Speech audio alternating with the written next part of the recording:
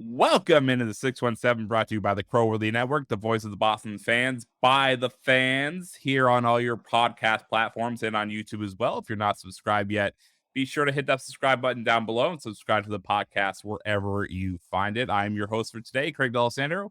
And of course, today's episode of the 617 is brought to you by BetUS.com, where you get 125% sign on bonus by using the promo code CROW at signup. The obvious news of the week is Patriots quarterback Mac Jones and his injury. Unfortunately, the Patriots, being who they are, not exactly current on the whole situation. However, reports are the diagnosis of a severe ankle sprain, and we're going to get right into that today. I'm very, very happy, but also very sad to be joined on 617 today by one of the most foremost experts in that area and all things related to sports medicine.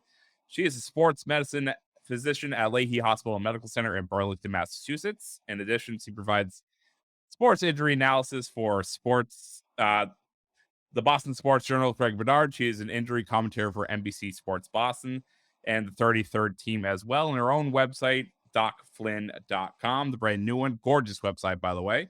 It is my honor to welcome in Dr. Jessica Flynn to the 617 podcast. Dr. Flynn, thank you so much for taking a few minutes and joining me today. Oh, thanks, Craig. I'm really happy to be here. I am overjoyed. Actually, you probably don't remember this, but I actually reached out to you before, like right when the pandemic started, because I thought you'd be a good resource for that. And you're like, no, I'm actually sports medicine. I was like, I gotta find I another one. That's all right. think I probably recommended more of an expert. You actually did. You actually recommend I go to, I think UMass Dartmouth or something like that, or one of them. But Okay. uh, you are one of my favorite follows on Twitter because you're a local resource I can turn to when injury happens to one of my favorite teams, to let me know basically if they're going to be okay or if I need to go find an ocean to start walking into. Um, uh, but I'm really happy you're here today. I'm going to need you to treat me like a child because my college professors will tell you I was a good student, but anatomy was not my field. So, as we know by now, Mac Jones' MRI that he had on Monday apparently confirmed a severe high ankle sprain suffered on the final play of the Patriots' 37-26 loss to the Baltimore Ravens on Sunday. It was immediate to me that something went wrong. I think it was immediate to everybody that something went wrong. We all saw it happen. We all knew something was wrong. Mac Jones was playing hopscotch over the sidelines. He was heading back to the locker room screaming in pain. Pictures of him being taken off the field, being carried to the locker room. Obvious, pretty clear something went wrong. It was obviously a painful injury. I hope he's able to get back on the field as soon as possible. I think we all are. He didn't practice yesterday. I don't expect him to practice today or tomorrow or really any time in the immediate future. But if you listen to Coach Belichick, he could be starting this Sunday in Green Bay. Who knows? Um, but where I wanted to start here is, what are your impressions of the injury to Mac? And also, what exactly is a sprain? And what's the difference between a strain and a sprain?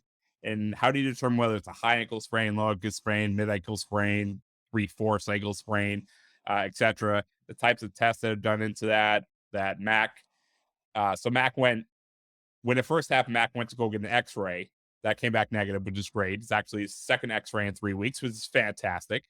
Both of them came back negative, which is great. The Patriots had him do an MRI on Monday, which revealed a high ankle sprain.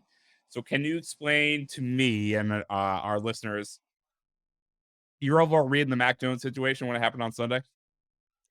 Yeah. So, I mean, the video, first of all, for someone who treats injuries all day, I obviously wish there were none, right? I wish we were not talking today. But the video was pretty convincing for a high ankle sprain and actually a pretty high energy high ankle sprain. So I wasn't surprised that it was severe. He basically his foot got caught up, and when a high ankle sprain happens, the foot doesn't just turn in. The ankle twists one way, the foot goes one way, and the shin bone goes the other way. And that's kind of a classic mechanism. So it's something, I mean, I think Scott Zolak even diagnosed it, watching the Yep, video he did. live, Yeah, immediately. right? Yeah. It's just a very common mechanism. So we knew it was bad. He couldn't put weight on it. That's another sign that it's a more significant injury.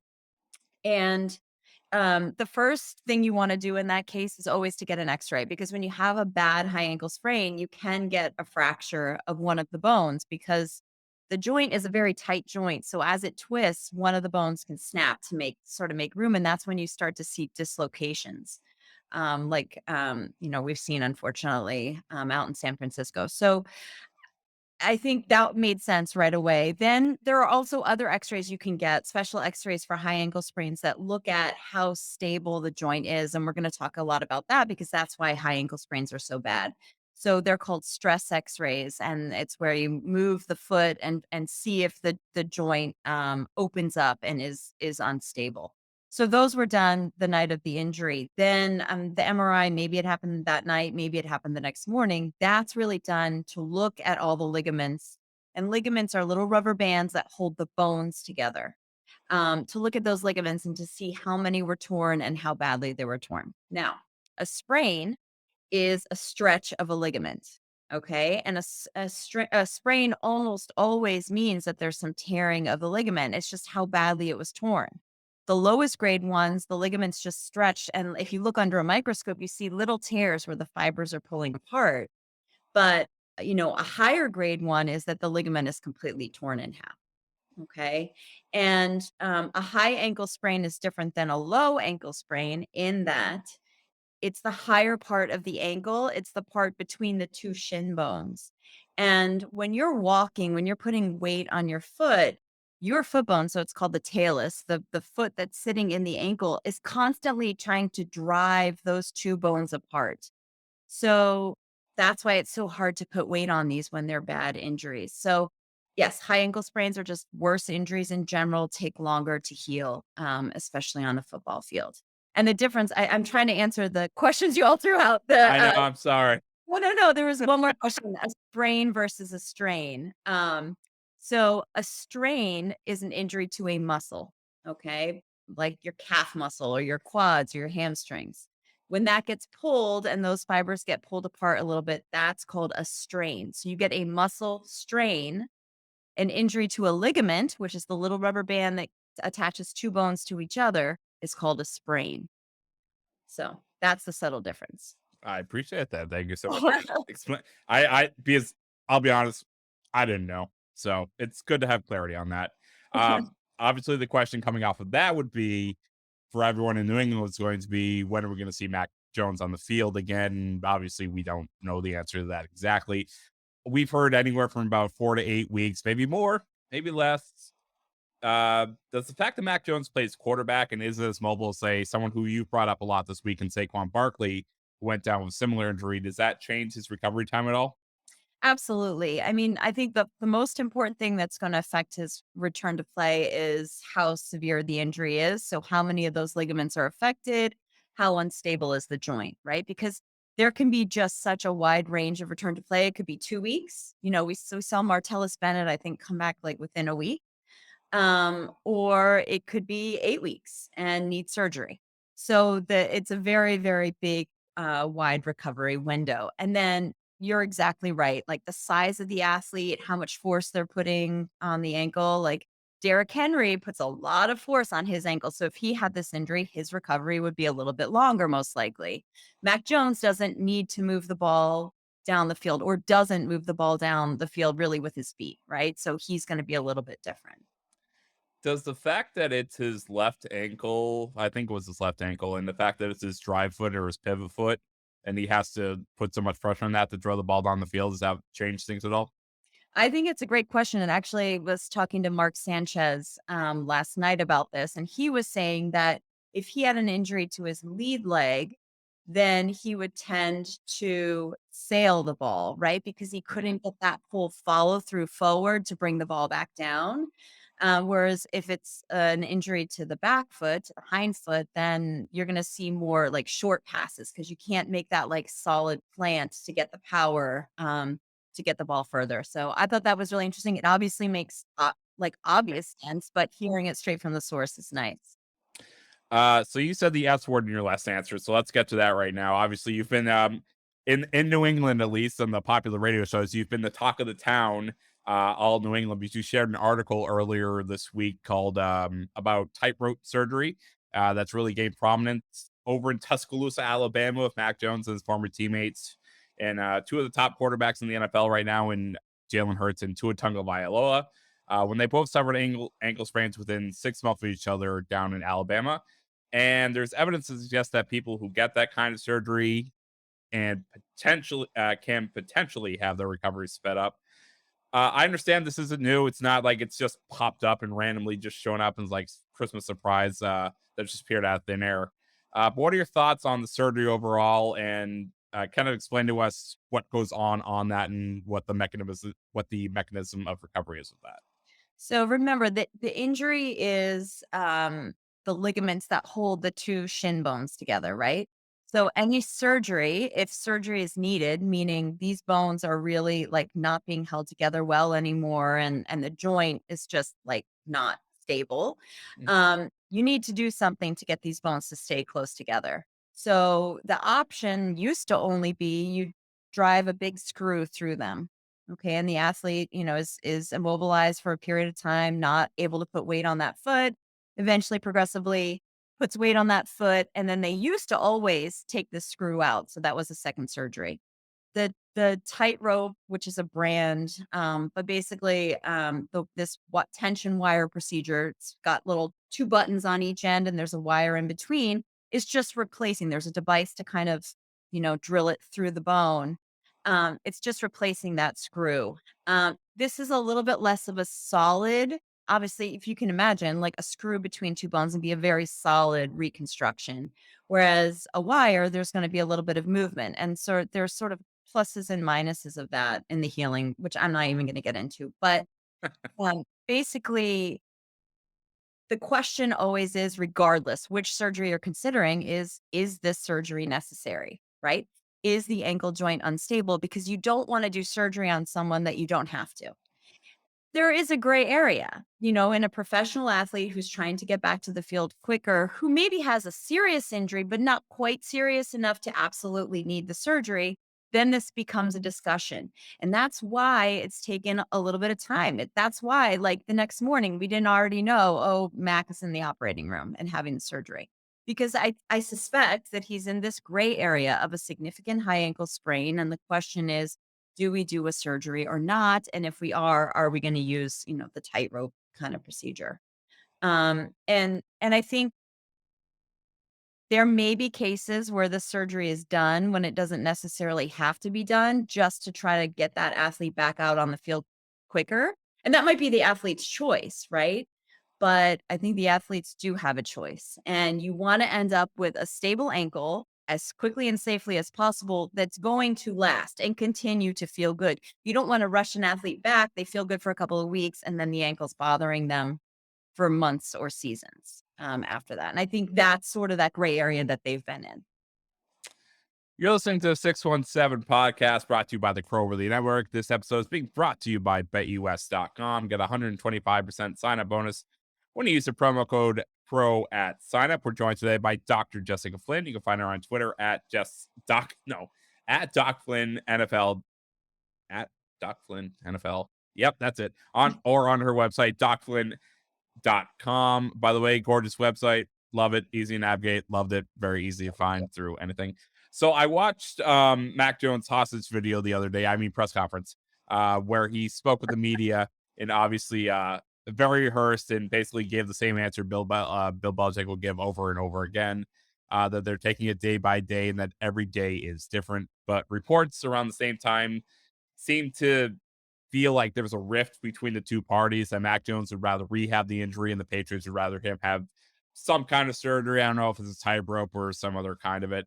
But I found it interesting because Mac was in Alabama when Jalen Hurts and Tua were there as well, and he was spoke pretty highly about the tightrope surgery. So I'm just curious why he might. And I think I know what your answer is going to be with this. Might feel differently now than he did a couple of years ago down in Tuscaloosa.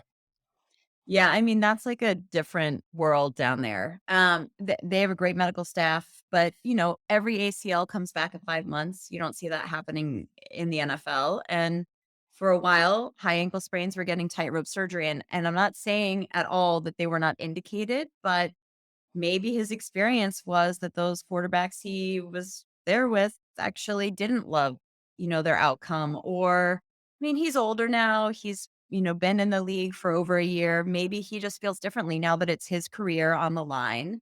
Um, and again, like he said, and actually I give him all the credit in the world for even going to that press conference, even having it. I mean, the guy was screaming in pain the night Hmm. before, and generally, these ankle injuries hurt more the next day. They're more swollen, they're more painful the next day. So, I don't think he was feeling great in that press conference. So, he did a wonderful job. And again, I give him all the credit in the world for that. But he just might feel differently now. And his ankle injury might be different than these other guys. He said every ankle injury is different, and he's absolutely right.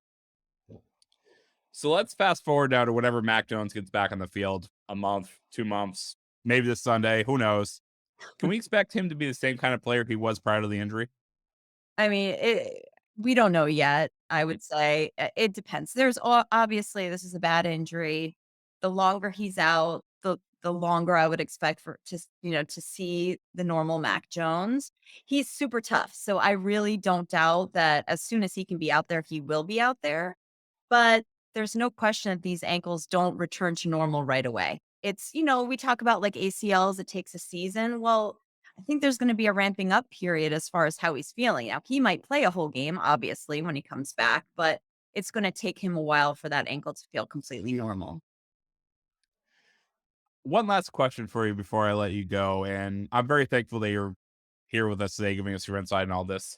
But as a media member, I I ask this to pretty much everyone who covers the Patriots. Do you ever find it frustrating covering the Patriots, given the fact that, let's be honest, Bill's very, very coy about giving you information about medicals and secretive about injuries and really giving you guys no information? Not at all. I mean, the Patriots is a corporation. It's a business, right? They're trying to win. They're trying to use every single edge they can. Um, Not at all. Why would he show his hand? This is like injuries are a competitive advantage. That's why everyone wants to know who plays fantasy. That's why they all want to know, is this guy going to play, or, they're betting the spread or whatever. They want to know these injuries because they affect the game so, so much. So I do not um, blame him for doing that. Yeah. And I think it's smart. I mean, as long as he's following the rules on the injury Right. reports and things like that, I don't blame him at all. And one more thing I just wanted to say, because I forgot to say this earlier, I just want you to know this tightrope surgery, this is not a miracle magic bullet. We don't those things don't exist, right? So this isn't the kind of thing. I hate the drama because I do think a lot of it is just made up. Yeah, the team might want him to have the surgery. Their expert might believe it'll get him back a week faster. But I don't think it's quite ever as dramatized as we see it in the media. This is not a surgery that's going to take like a severe 2-month injury and make it a 1-week injury. That's not how this works. We're talking about a matter of maybe a week or 2. And even then, we don't really know because we don't know how severe this is. So just keep that in mind when you hear all these reports, because they're going to keep going on until he gets back out on the field. Probably afterwards too, let's be honest. Yeah. Uh, Dr. Jessica Flynn, I've been doing radio and these type of shows now for over a decade now, and since you really came into prominence back in 2016 with the Jimmy G when he was still here, I've always wanted to have you on to talk to and get your insights on everything injuries wise. But I was really hoping to never actually have that conversation because that means that somebody got hurt. So I'm thankful for you finding a few minutes to join us here on the 617 and help us kind of understand what's going on in the Patriots from an injury front. Oh, thanks for having me, Craig. I'm always happy to do it. And I'm always going to side with the athlete. You have to know that. One of the best in the business, Dr. Justin Flynn. Please let everyone know where they can find you, where they can read your in-depth analysis on injuries, and if you have anything coming up with sports medicine and injury analysis. Yeah, so you guys can always find me. I do commentary for the 33rd team. You can find me on Twitter at Doc Flynn NFL, and then my website is just a good landing place for all the interviews I do. It's docflynn.com. Please take this as a compliment, but this has been an absolutely fantastic conversation. I've learned so much talking to you. However, I hope we don't have to do it again anytime soon. But knowing the way the world goes, you might be hearing from me again soon. But unfortunately, we live on planet Earth, so injuries do happen. Yeah. Um, I'll probably need your guys again in the future. Obviously, a number of New England Patriots athletes and other Boston sports athletes. Can I ask you one more question before I let you go? Okay. Yeah. We talked earlier night. You asked me if the Mac Jones thing was the only thing I wanted to talk about. Do you have any insight on the change on Robert Williams' injury? Do you know anything about that? Um, well, I mean, it's hard, right? Because these guys in the off season, they go off and probably the team doesn't see them, right? But Yeah. he has a knee injury. He had a meniscus tear. We don't know if there was any associated sort of chronic wear and tear on the knee that may have led to that injury or worsened that injury or whatever. He had the cleanup. He came, or, the meniscus was trimmed, came back and played, obviously pretty hobbled, but then had a whole off season to sort of recover. And it just sounds like the knee never got back to where he wanted it to be and had to have this other cleanup procedure. So it's not uncommon. We see it all the time. It's a little bit of like a red flag. Is there something more chronic going on that he's going to have to manage? But this kind of a thing happens often enough that it's not a guarantee that that's the problem. So we're just going to have to see. I think it's smart. I wish he probably wishes he could have done it a little bit sooner. But I think it's smart for him to get it done at the beginning of the season and really give it the time it needs to heal. Because I know red flags went off a couple of weeks ago when they're like, he's going to need the surgery, but he'll probably only miss training camp and maybe a couple of weeks into the season. And then the report came out, I think the same day as the Ime Udoka thing. So it kind of got buried. It's like, Yeah. actually, it's going to be more like 8 to 12 weeks and we'll see you in November. I was like, well, that sucks. Yeah. So obviously something changed there, but who knows? Hopefully we'll see him back in there and he'll be the regular old Time Lord. But that'll do it for us today here on the 617. I want to thank Dr. Jessica Flynn for joining us here today and talking us through the Mac Jones injury and the Robert Williams injury and the timeline and recovery. You can follow her on Twitter at Doc Flynn NFL and on our website, docflynn.com. I'll have those linked down below. For Dr. Jessica Flynn, I'm Craig D'Alessandro. I hope you're all having a healthy and safe end to your work week. And of course, we're all keeping our thoughts to everyone in Florida and hope everyone is all right and safe down there. But for the 617 podcast, I am Craig D'Alessandro. That is Dr. Jessica Flynn. So thank you so much for joining us, and we'll talk to you next week.